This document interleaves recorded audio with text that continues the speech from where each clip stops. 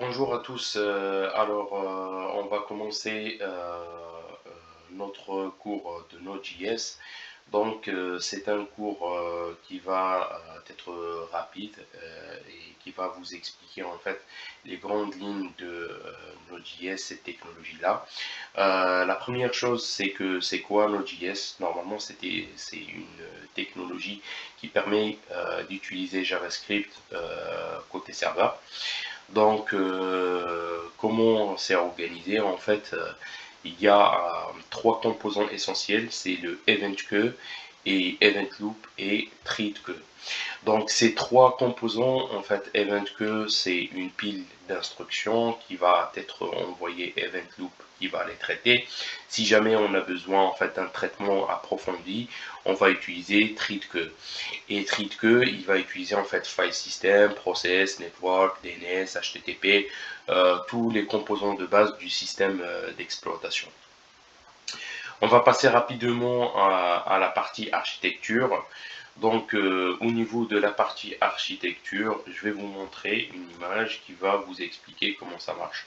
Avec le code JavaScript ou bien C, C++, et ils seront interprétés par notre standard librairie qui va utiliser le node binding, les sockets qu'on a vu ici, HTTP, etc. et qui va être interprété par les différents moteurs. Le moteur V8 par exemple, c'est le navigateur de Chrome et les autres DNS et crypto, voilà. C'est tout simple ça. Si vous voulez en fait plus d'informations sur l'architecture de Node.js au niveau du code, vous êtes un codeur et vous voulez avoir plus d'informations, vous pouvez vous rendre sur le site de GitHub. Sur le site de GitHub, vous allez trouver en fait les différentes librairies, les différentes informations concernant le code déjà de Node.js. Voilà. Euh, euh, on a commencé par ça, on va passer plutôt à la partie pratique sur l'installation. L'installation, c'est tout simple. Donc, vous allez vous rendre rapidement sur la partie download et vous allez suivre les instructions, que ce soit pour Windows pour l'installer rapidement ou bien pour utiliser MacOS pour l'installer ou bien Linux. Donc c'est comme ça. Voilà. L'installation c'est tout simple. Là maintenant on va passer à la partie exemple d'utilisation. Alors pour la partie utilisation, ce qu'on va essayer de faire, c'est on va faire un tour sur la partie pratique, la partie installation, regarder un petit peu la documentation, faire des exemples et des exemples d'utilisation, de création de serveurs et regarder en fait le fonctionnement des modules. Pour cela, ce qu'on va faire, c'est... Alors maintenant, on va partir on va commencer la partie documentation. La partie documentation, vous allez trouver tout ce que vous voulez ici concernant chaque partie, ce qu'on a vu ensemble, la partie console, comment gérer la partie débugage, DNS, file system pour traiter les fichiers et tout ça. Donc la documentation est trop riche. N'hésitez pas à regarder en fait toutes les méthodes, comment l'utiliser. Il y a des exemples ici, par exemple pour la partie console.log. Vous avez tout ce qu'il faut pour travailler là-dessus. Voilà. Ce qui nous reste, c'est deux parties, un exemple d'utilisation et un module. Donc je vais vous montrer la création d'un serveur qui ressemble à ça. Donc un serveur qui sera, voilà, qui va tourner, on va le lancer rapidement. Donc une fois c'est lancé, on a le résultat qui est comme ça, Hello World. Je vais vous montrer comment on peut arriver à avoir ce résultat, comment on peut réussir à travailler sur toute la partie technique. Voilà, on va passer à Atom directement et on va voir la partie technique. Alors, là maintenant, on va passer à la partie technique dans notre projet. Vous voyez ici en fait le projet et les différents fichiers qu'on va utiliser. Donc ces fichiers-là sur lesquels on a par exemple ce qu'on a vu ensemble pour la création du serveur.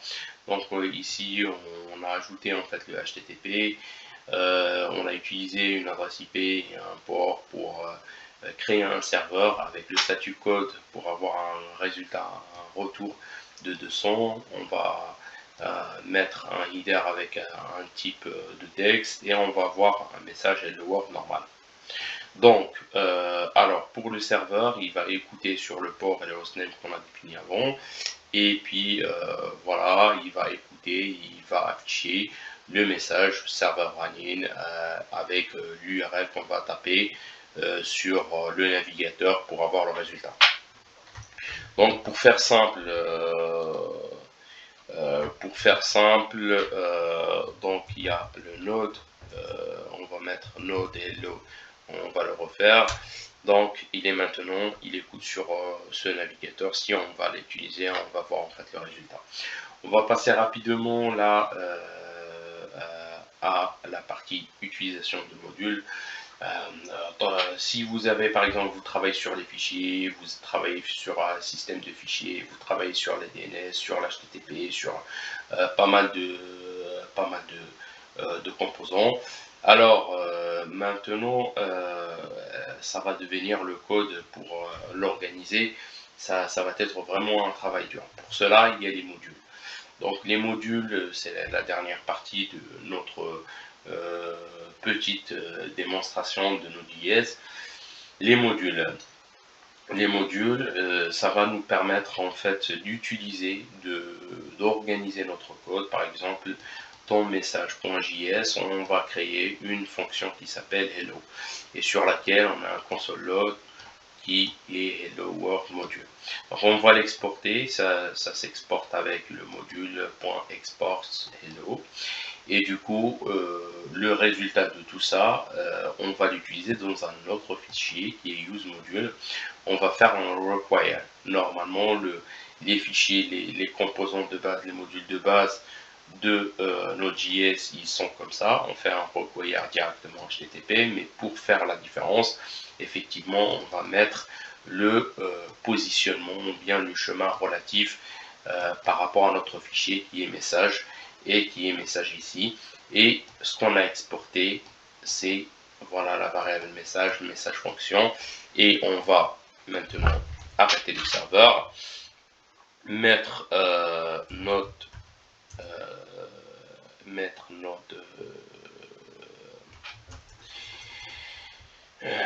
alors on va mettre node use node et use module, juste use module JS, et voilà, normalement on a le message hello world module, et le message normalement c'est pas dans le fichier use module, mais par contre c'est dans le fichier message. Donc je pense que je vous ai expliqué en fait la totalité, voilà, pour débuter sur Node.js, normalement avec la documentation, avec les différentes informations qui se trouvent sur internet et les cours qui vont venir peut-être sur ce volet-là, vont vous permettre en fait d'approfondir vos informations sur Node.js, et ça va vous aider à avoir déjà des connaissances de base sur cet outil.